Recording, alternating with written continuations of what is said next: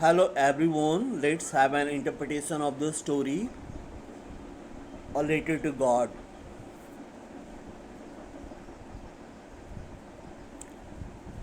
Lencho the farmer lived on the only house that was there on the top of a hill. The hill was low heighted. From there, a river and a ready to harvest cornfield were visible.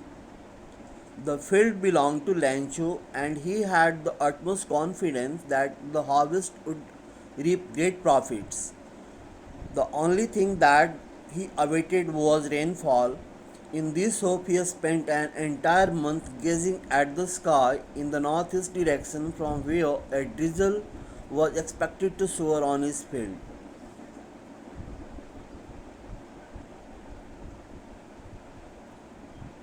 The man, while looking at the sky, confidently tells his wife that they are going to have a rainfall or rain shower, to which the lady replies by saying, only if everything happens as they hope and expect. Their elder children were walking at their field, and the younger ones were playing near the house when Lancho's wife calls everyone for dinner.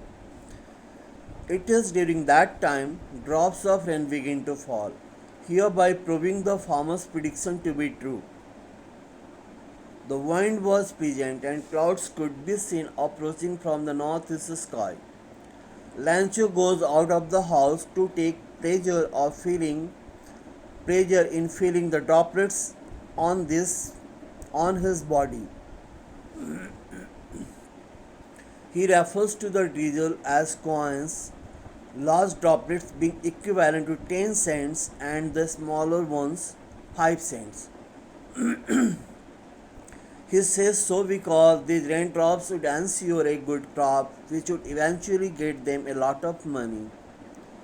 With a satisfied expression, he regarded the field of ripe corn with its flower trapped in a curtain of rain.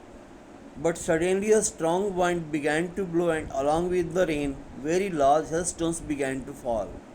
This truly did, this truly did resemble new silver coins. The boys, exposing themselves to the rain, ran out to collect the frozen pearls. With a satisfied expression, he regarded the field of ripe corn with its flowers trapped in a curtain of rain. But suddenly a strong wind began to blow, and along with the rain, very large hailstones began to fall. This truly did resemble new silver coins. The boys, exposing themselves to rain, ran out to collect the frozen pearls.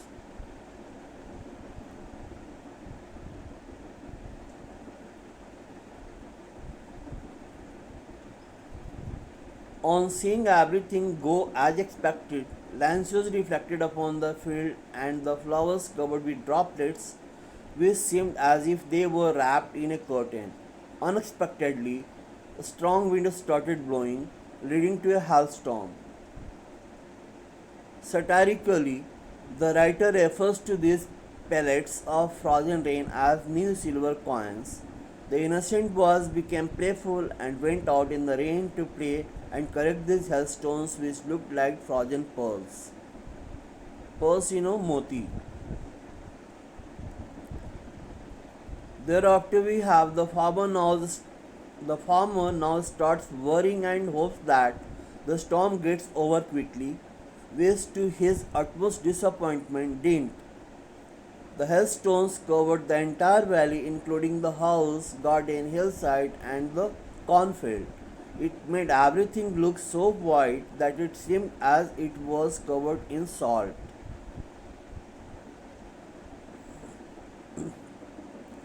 Not a leaf remained on the trees.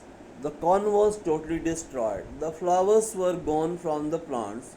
Lencho's soul was filled with sadness. When the storm had passed, he stood in the middle of the field and said to his sons, a plague of locusts would have left more than this. The hail has left nothing. This year we will have no corn. That night was a sorrowful one. All our work for nothing. There's no one who can help us. We all go hungry this year. We'll all go hungry this year.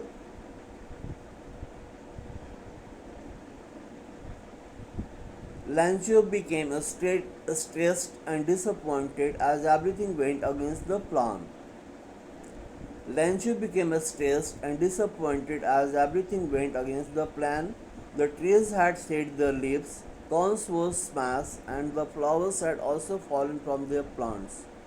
While standing in the withered fields, he conveyed his dismay and sorrow to his sons by commenting that the effect of the storm proved to be worse than that of crop destroying insects.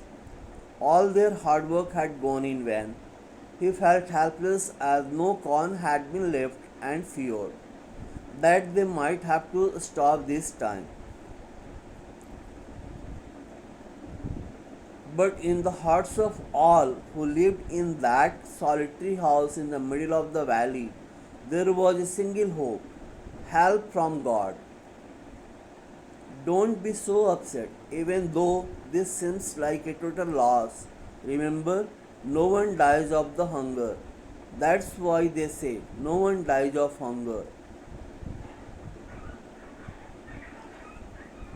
Here you may have a new word, solitary, that means existing alone or lonely. Now, furthermore, we have even after everything had gone southwards, means gone wrong, the family still had hope in their hearts of hearts. They felt faith in the Almighty even after nothing was left. They gave each other support and recalled a saying which assures that no one ever dies of starvation. All through the night, Lancho thought only of his one hope, the help of God, whose eyes, as he had been instructed, see everything, even what is deep in one's conscience. Lencho was an ox of a man. Lencho was an ox of a man, walking like an animal in the fields, but still he knew how to ride. This is what he is anticipating or experiencing about himself. He is having this kind of notion about himself. The following Sunday at daybreak, he began to write a letter. The next Sunday at daybreak, he began to write a letter which he himself would carry to town and place in the mail. It was nothing less than a letter to God. Lencher spent his entire night thinking of the only option left, and that was to seek the help of God, who he had been informed has its eyes and ears everywhere. He thought of writing a letter to God conveying his grievances. Despite spending all these years working at the farm, he still knew how to write. He started writing on the Sunday morning and thought of mailing it himself by going to the town. Thought of mailing it himself by going to the town.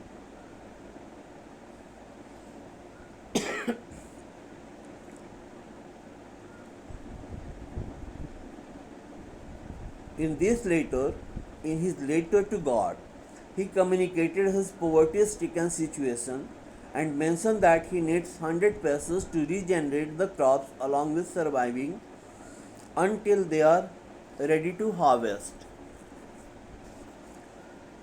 In his letter to God, he communicated his poverty stricken situation and mentioned that he needed 100 pesos to regenerate the crops along with surviving until they are ready to harvest. On the envelope, he wrote to God, then at the post office, pressed a stamp on the letter and dropped it in the mailbox. One of the employees, who was a postman and also helped at the post office, went to his boss laughing heartily and showed him the letter to God. Never in his career as a postman had he known that addresses. Never in his career as a postman had he known that address. The postmaster, a fat, amiable fellow, also broke out laughing, but almost immediately he turned serious and tapping the letter on his desk commented, "What faith? I wish I had the faith of the man who wrote this letter, starting up a correspondence with God." Amiable means friendly. A postman who was also an employee of the post office noticed Lance's letter and showed it to the postmaster. They both felt amused, but the postmaster, fat and friendly, immediately developed a sense of seriousness. He was astounded at the amount of faith Lancho had in God and wished he had the same. So, in order not to shake the writer's faith in God, so in order not to shake the writer's faith in God, the postmaster came up with an idea. Answer the letter. His idea was to answer the letter, but when he opened it, it was evident that to answer it he needed something more than goodwill, ink and paper. But when he opened, it was evident that to answer it he needed something more than goodwill, ink, and paper. But he stuck to his resolution. He asked for money from his employees. He himself gave part of his salary, and several friends of his were obliged to give something for an act of charity. He collected money from many of his friends as well as his colleagues, besides his own contribution.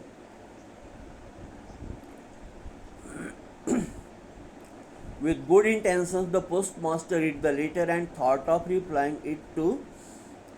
replying to it so as to keep the writer's belief intact. With good intentions, the postmaster read the letter and thought of replying to it so as to keep the writer's belief intact. But the writers expected the reply in a different way that could not be fulfilled with pen, paper, and morals. The farmer had demanded for 100 pesos. The postmaster, along with his colleagues and few friends, who were more than willing to donate for a good cause, collected a pool of money to help Lancho. It was impossible for him to gather together the 100 pesos, so he was able to send the farmers only a little more than half.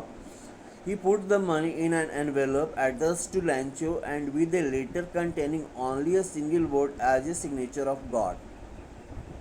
As a signature, God.